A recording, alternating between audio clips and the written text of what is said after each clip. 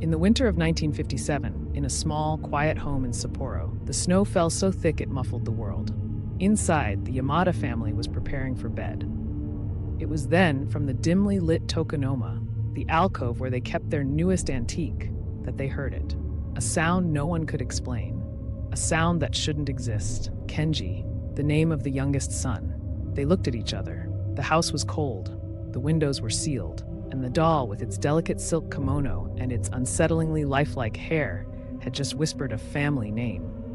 The dread was immediate. They knew this was not a toy. It was a witness, and it knew too much. To understand the curse, you must understand the time. Post-war Sapporo, 1957. A city rebuilding, but one still scarred by loss and secrets. The Yamada family, a quiet, middle-class unit, were looking for a piece of history. A small artistic anchor for their newly stable life. They found it in a cramped, dusty antique shop near the Susukino district. The doll was unlike the others. It was a foundling, the shopkeeper said. Found, not crafted to order. Its face was beautiful, yet profoundly sad. The hands were carved with an unusual, almost tribal intricacy. This detail, the shopkeeper murmured, suggested a link not to the common Kyoto artisans, but perhaps to the indigenous Ainu people of Hokkaido. This is a critical detail. In Ainu belief, the spirit of a craftsman, or even the spirit of the object's purpose, can reside within any handmade item. It wasn't just wood and fabric, it was a vessel. The shopkeeper's eyes darted nervously. He didn't want the doll, and he offered a vague, chilling warning. She carries too many memories. We don't know where she came from, only that she has been to places she shouldn't have seen. The Yamadas, being modern, chose to dismiss the warnings. They were fascinated by the doll's history. But the first night, the rational mind began to buckle. Mrs. Yamada swore she had placed the doll facing the wall. When she woke, it was turned, facing the center of the room, its vacant eyes fixed on the family's sleeping quarters. Coincidence? Perhaps. But the unease had settled. In Japan, dolls are traditionally used in hina matsuri to absorb bad luck. A doll that attracts it is a horrifying corruption of that purpose. The moving doll was just the prelude. The real terror began when the doll started to speak, not the obvious, but the specific. The whispers continued, always when no adult was directly looking. But the words were now knowledge. Small, intimate secrets the family had kept hidden. Kenji was the first to realize the pattern. He would whisper to his mother, "The doll knows about the letter." Or the doll said, "Grandma is sad about the garden." The secrets were always true. They were always unsettling. The family tried to dismiss Kenji's claims, but the dread was palpable. This escalating phenomenon has a parallel in Japanese folklore, the legendary Okiku Doll in Meninji Temple. That doll, said to house the spirit of a young girl, has hair that continuously grows, requiring regular trimming. It is proof that a vessel can indeed hold a human spirit, and that spirit can manifest physically. But the Sapporo Doll manifested knowledge. Mrs. Sato, a neighbor, provided the first external account. She claimed she would often hear what sounded like an adult conversation, coming from the Yamada house, but the words were too low to make out. One day she listened closely. She realized the voice was flat, dry, and seemed to be answering the family's arguments, even when they weren't speaking aloud. She said it was like the doll was the third, silent member of the family, always listening, always judging. The ultimate terror arrived with a prediction. The doll's low whispers one night were clear enough for Mrs. Yamada to hear. The rain will take him soon. 3 days later, Mr. Yamada's estranged older brother, who lived across the city, died in a sudden, tragic flood. The doll's prediction had come true, leaving the family in shock and fear of the mysterious entity they harbored. The family was isolated by a heavy, unforgiving Hokkaido snowstorm, amplifying their terror. They were trapped with a doll that could see the future, or worse, was somehow orchestrating it. Finally, driven to the brink, the Yamadas sought help. They brought the doll to a local temple priest.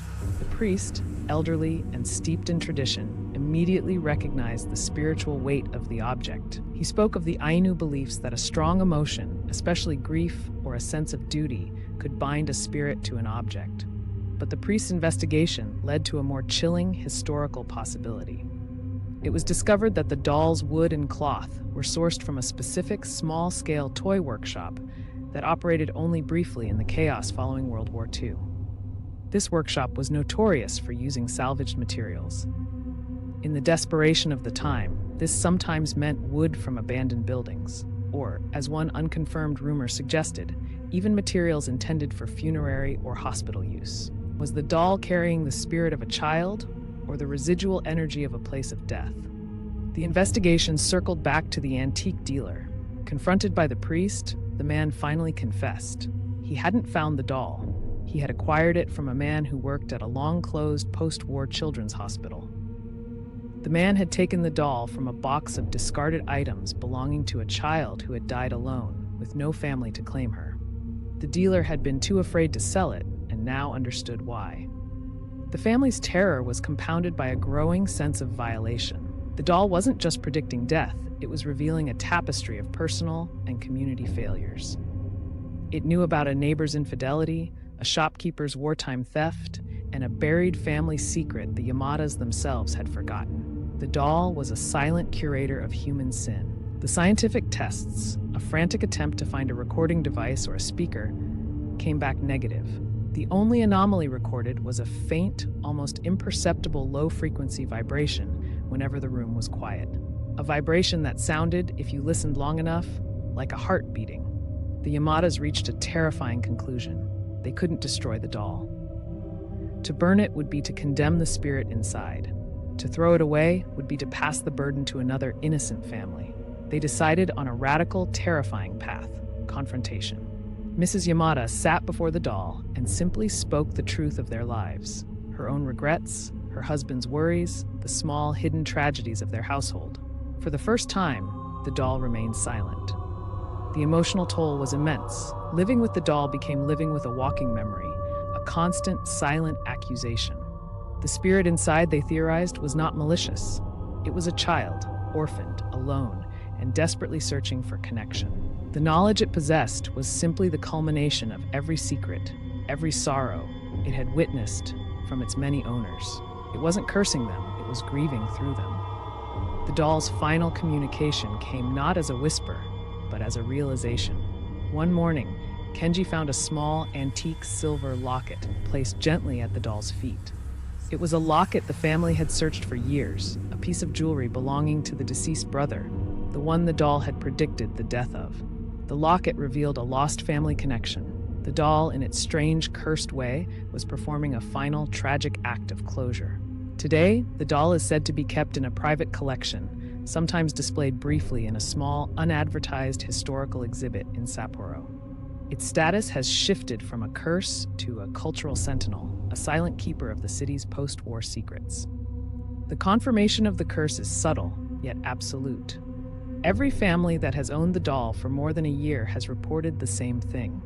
They all began to speak in the same dry, flat, whispering tone when they were alone. The theory is that the doll doesn't just know their secrets. It has slowly, piece by piece, absorbed their voice. The quiet confirmation that the horror is real, that the doll is not just haunted but consuming, is the true legacy of Sapporo's most cursed toy. The mystery of the Sapporo doll continues to haunt the quiet corners of Hokkaido, a chilling reminder that some objects carry not the memory of a spirit, but the very essence of human tragedy. If you crave more stories that blend Asian folklore with terrifying true events, be sure to hit subscribe to the Voices of Fear.